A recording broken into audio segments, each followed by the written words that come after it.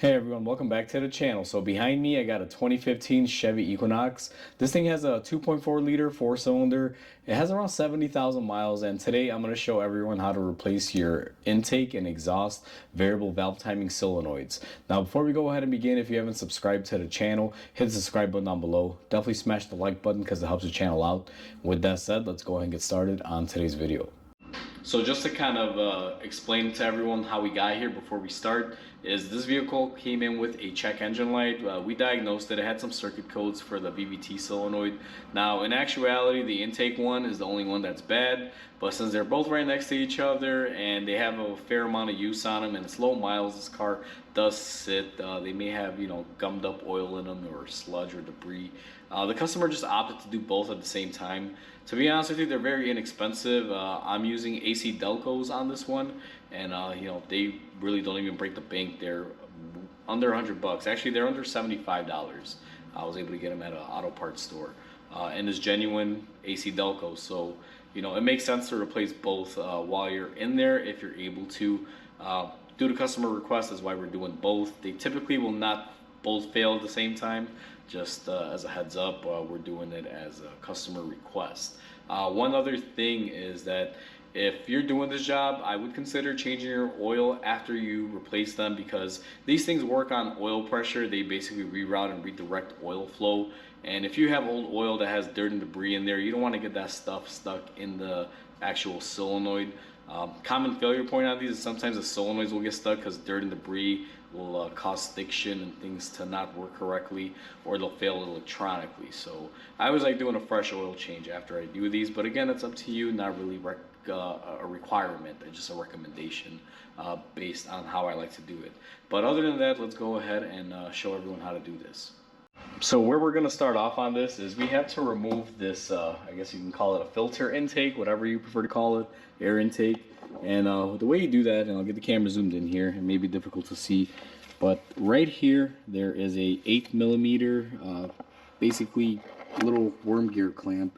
I don't know if the camera's going to pick that up. We're going to have to loosen that up in order to get our intake off, or the top of the intake. These are really weirdly designed, to say the least.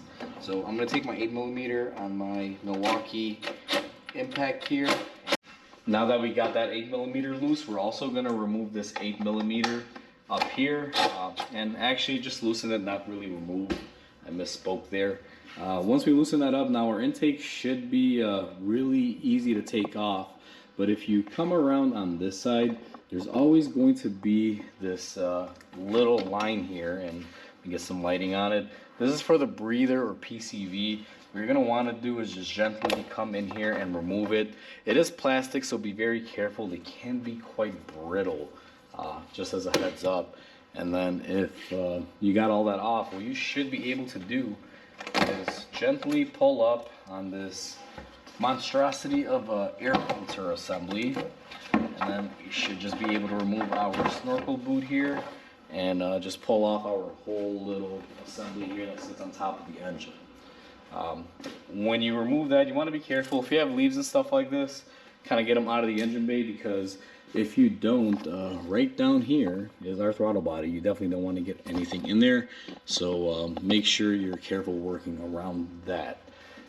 Next thing that you got to do, and Chevy didn't stop with the plastic here, but you got to remove this other little engine cover, and I almost broke it there because I believe you got to remove the filler cap, and then you should be able to just lift up on this thing. Now these can act a little violent because they don't come off very often the way that this engine is designed, with that filter overreaching. So you want to grab firmly, and once again be very, very careful with these plastic parts here. And we're going to go ahead and just pull that off to the side and lay it down. And now we have access to what we need to. And one thing that I like to do is also cover our oil port, just in case we get anything in there. And our prize is actually right up top. I can get the camera situated here and get everyone kind of zoomed in. This is what we're after right here. We have our intake and exhaust solenoids, and They're actually quite simple to do, but these actually can be a little bit difficult if you wind up breaking them. But this is basically what we're looking at and we're going to be working at. The reason why we're doing both is because, as you see, they are right next to each other. Let me get a little bit of better lighting on them. But basically, this is what we're looking at. And we have some 8mm or 10mm bolts down there, if I'm not mistaken. So let me go ahead and get the camera set up and let me show you how we do this. Now that we got everything out of the way, we have access to our solenoids. We're gonna need a flathead screwdriver or a little pocket screwdriver, and you may need something to push up on the connector. Sometimes these can be very brittle and fight you. And what I like to do is I'll come in here and we're gonna try to lift up on these little lock connector tabs. Sometimes they pop off pretty easy, sometimes they will fight you. I like coming in from behind like this and lifting up, and you should be able to remove it. Now sometimes they come off, sometimes they don't. As long as you can get them to lift up and remove the little locking mechanism on the clip connector, that's kind of the goal that you're going for. But sometimes they will come off all the way. So let me go ahead and remove my other one as well. And I like kind of sticking in behind there and getting in like a, I guess you can say, a ninja from behind, because it'll basically give you a little bit more leverage. Just watch your wires. You don't want to use your flathead and pry on your wires. You want to be very gentle so you don't cause any damage. And then you should be able to push on the tab and just lift up quite easily, just like that. Now this other one here, let me see if I can get in here and push up on my tab, and just like that we got both of our connectors off. It's actually pretty simple when it comes down to it. Now you are going to have two different solenoids. I don't know if the camera can pick it up here, pretty sure it will, but we have a gray one and a black one. If you are buying the original AC Delco ones, you will have the color code on there as to which one goes where. As a matter of fact, let me grab my new parts and I'll show everyone.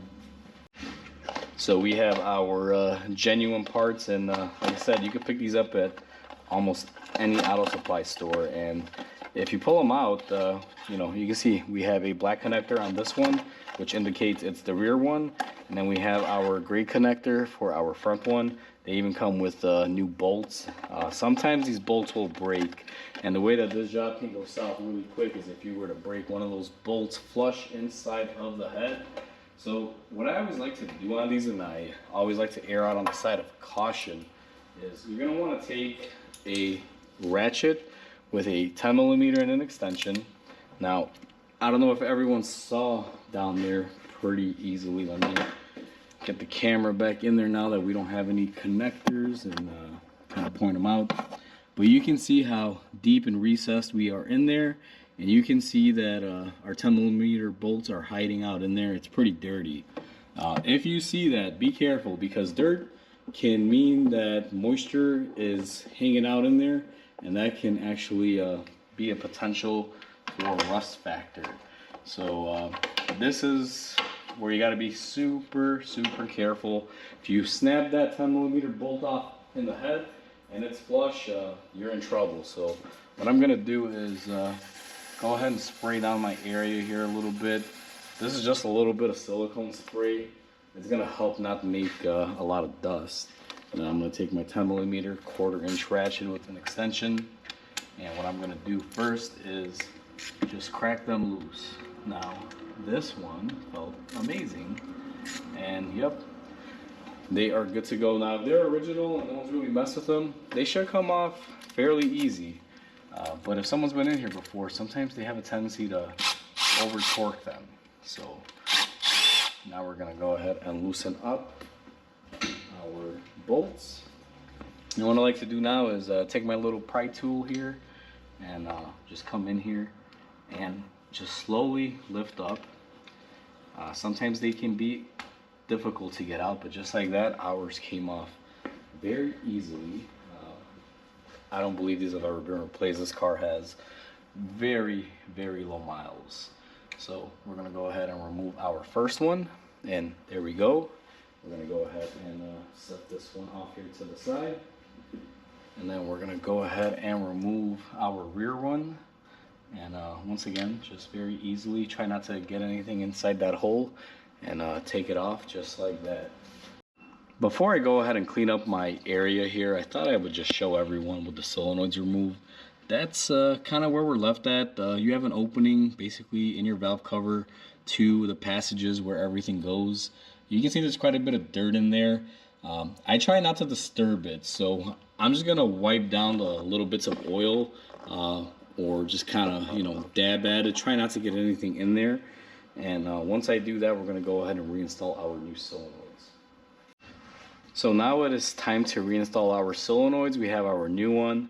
What I did was I just took a little bit of oil that was on the old one there, just to wet this little O-ring seal so we can slide it in easier. And then we have our new one here. Now, if you buy the GM ones, they also tell you which ones they are here. This one says exhaust, so we know this one is the one that goes in the back. And I've never really replaced these with non-AC Delco ones just because they are so affordable to buy the original style ones. So I'm not sure if your run-of-the-mill auto parts store solenoids or your aftermarket ones are going to have the same type of indicators that these will. But you know, for the price, these basically compete with the aftermarket ones, and these are original. So now we have our gray one, which is our intake. And we're going to do the same thing here very carefully. After we've lubricated our O-ring, just push it in. And one word of the wise is you'll think it's in there, but it's not. So make sure you feel it pressing in there. It'll be like a little, I guess you can say almost like a little click or like a cracking noise. And once you feel that, you know you are in. And now what I'm going to do is just take my 10mm. We're going to start hand threading our bolts in here. Another thing that you want to be careful when doing these, I've seen it happen, but you know, I'm sure it can be solved easily, is when you're putting them in there, if the bolts are on them, make sure you don't drop the bolts inside the hole, otherwise that'll be a bad day. So you know, that's a little quick tip. So now that I got my solenoids in there and I tightened them, once again, just 1/4-inch ratchet. Don't go crazy, just snug. I don't really know what the torque spec is on them, but I obviously don't go gorilla on them because they will break. So next thing that we're going to do is go ahead and take our connectors. Now, if you didn't pay attention as to how they came off, if you look at the wiring, the green and the black are the two wires that come out of the connector for the exhaust one. So you're gonna push it in and just go ahead and lock it into place. And then the purple and the black wire is the one for the front. We're gonna go ahead and snap that into place just like so. And then we're gonna put the lock on it because this lock actually came off when we removed it. So make sure they click into place. And what I like to do is pull on the connectors, make sure they are tight and they're not going anywhere. And then to finish it off, just to make it nice, I just take a little bit of brake cleaner, clean up my area. Again, we're not trying to blow a lot of brake cleaner in there, just a little bit. And then what I like to do is just take a rag, clean it up, clean up any oil that you may get on there, otherwise it'll burn off and might have a smell to it. So just a little tip on that. Now that we have everything installed, it's basically time to reinstall everything else in order of removal. So let me get the camera set up and I'll just you know, show everyone how I do that. So the first thing that we are going to put back is going to be our engine cover, but make sure we remove our fill cap here. I'm just gonna set it off to the side. I still have to change the oil on it, so I will probably be taking that off again. So you line this up, and all you're supposed to do is just basically press it into place just like so. And since I'm worried stuff might get in here because there are leaves over the engine, I'm going to go ahead and just put that on there temporarily. Make sure you look at your throttle body, make sure nothing got in there in case you do have leaves and stuff routed around the vehicle that you're working on. In our scenario, we don't. And then one thing that you also got to bring up here that I always seem to forget until I put it on, but I remember this time, is make sure you pull up your PCV or your breather tube up, kind of angle it the way it should be. And then we're going to take our humongous air breather, which I have no idea why they designed it this way. I'm assuming it's because of noise reduction or some sort of efficiency thing. But yeah, it's a really big, bulky item. I don't know why they made it this way. So once you line it all up, just push it back into place. Make sure it falls in. We're gonna go ahead and put our breather line back in. Just snaps into place just like so. And then all you really have to do is just tighten up your worm gear clamps. And just to make it quick here, I'm going to use my little impact driver.